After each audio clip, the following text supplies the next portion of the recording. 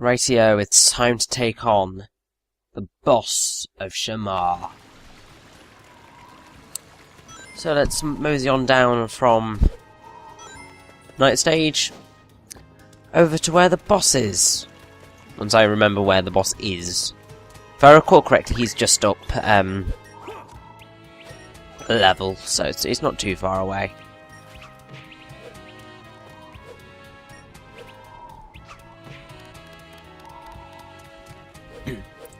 Don't know why I didn't spot the very obvious thing to climb, but there we go.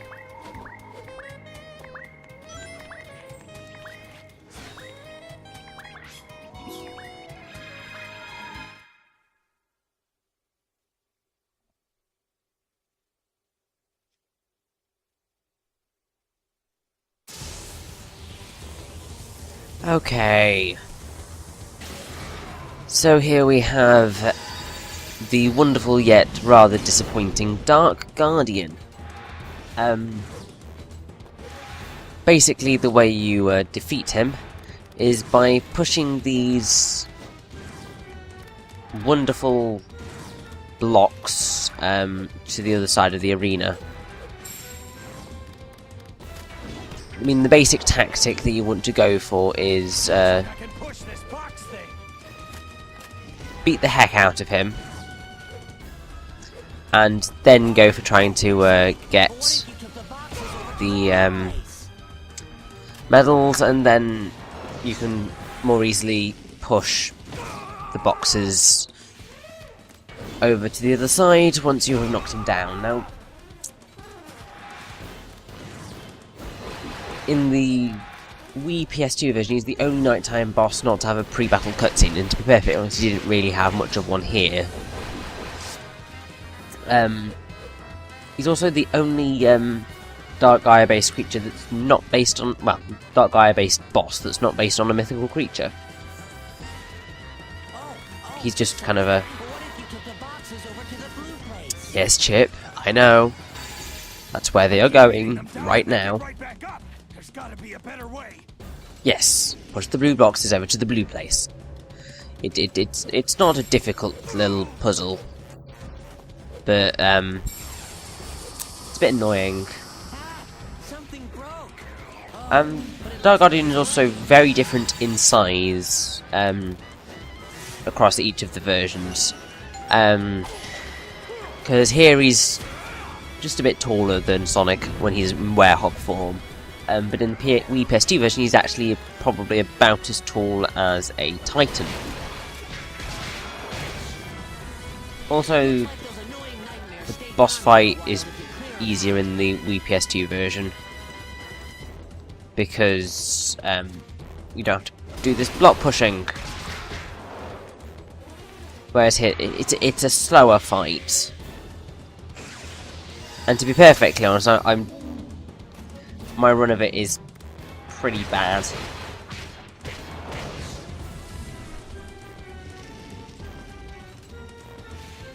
Partially because I want to get the medals, because I do need them. Because we are very close to the final day stage in the game, I would very much like to not have to get too many. We'll have to go and do a medal hunt, because they are never very fun. Now, Dark Guardian, why are you trying to make me pull off Witch Time? Sonic's not capable of doing that. And if you're confused about why I'm talking about Witch Time, basically in Bayonetta, there are these statues that you have to use to invoke Witch Time to be able to cross things, and basically that's how you that whole lightning coming down from above you is pretty much how it works. To be perfectly honest, this is a really bland boss fight. He could have been so much cooler if they'd gone with what they do in the Wii PS2 version, where you if I recall correctly, you literally just beat him up yourself, rather than having to do this whole block pushing thing. Especially considering how much I hate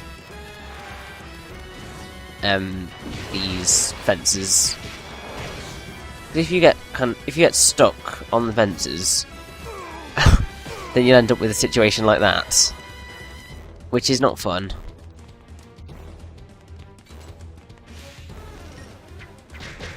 Now, I think you can pull the blocks. For some stupid reason, I decided I wasn't going to test that theory out, so it didn't really happen.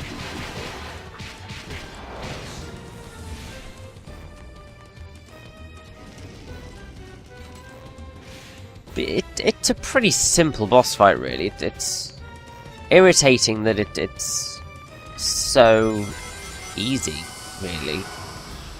It's a bit time-consuming, if anything.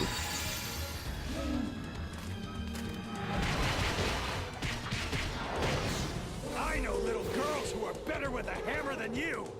Well, oh, burn! Yeah, I think that probably is accurate. Amy probably is better with a hammer than he is, because she's lethal with that thing.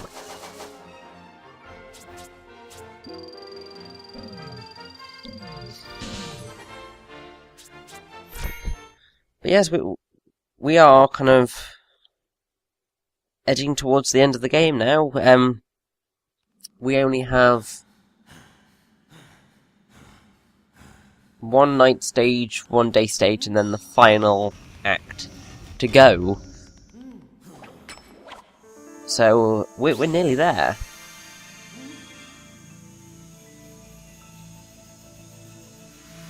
And this is the... No, it's not the penultimate one just yet. The next continent is the penultimate continent.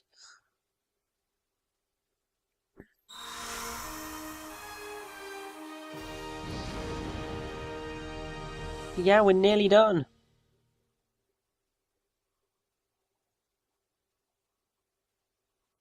Which makes me sad, because I've been enjoying this. Because it's basically replaying through Sonic Unleashed has reminded me how much I do enjoy it. It's a really fun game, and I honestly think it gets a lot of flack that it doesn't deserve. Some of it is deserved. The Werehog isn't great. The controls are very loose and slippery, and some of the level design's not fantastic, but it's still a fun game, and I think that as an entire package, this is probably one of the more satisfying Sonic games. Because as much as I love Generations and it's a fantastic game, the Generations story really lets it down. And I mean, I guess Sonic Colors is probably what you'd class as the best overall package of the bunch in recent years, but I still prefer Unleashed's story. Pretty much, this is how I want Sonic stories to be. I like them having that level of... I like them having that comedy element, but I also like them having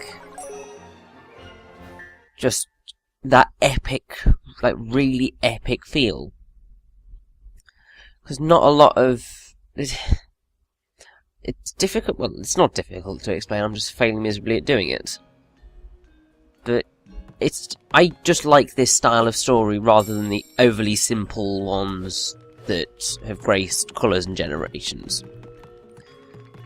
I like it being a bit more sprawling and a bit more epic. Yes, here we are in Adabat, with music being Adabat Night. Adabat's really lovely. I mean, just look at that. It's gorgeous. Adabat itself is based generally on Southeast Asian places like Indonesia, Thailand, and Cambodia. You can see that through lots of Buddhist statues and the Raja stilt houses. It's just a gorgeous hub world.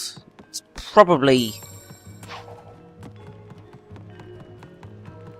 I hesitate to say this, but the most beautiful hub world in the game. I mean, I'm especially a fan of the night one. I mean, that sunset is just beautiful. You never really want to talk to people that much, though, which is probably not for the best.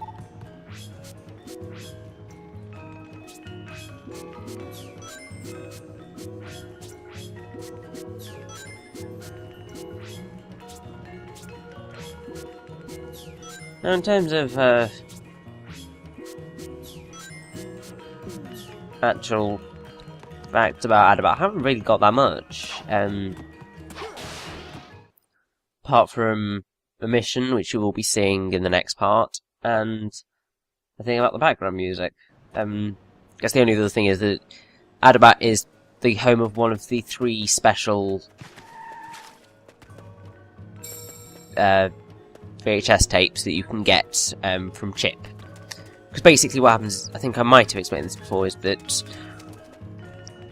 if you feed Chip a certain amount of stuff in Poloska, Chun-Nan, and Adabat, then he will give you a VHS tape which has got a comic little cutscene in it. I will warn you now, unfortunately you aren't going to get to see them, because I wasn't able to unlock them all. Largely because I couldn't be bothered to play through the levels anymore to get the rings necessary to get enough items of food to give to Chip. But I won't rule out ever showing them. I might return to the game at some point and get them, because they are really adorable and rather funny, so you can find them on YouTube quite easily. Still, let's begin what is essentially our final night stage of the game. As soon as we've collected all the bits and bobs around the area, of course. Not going to miss out on these collectibles. So, let's go. It's a jungle joyride night. Yay!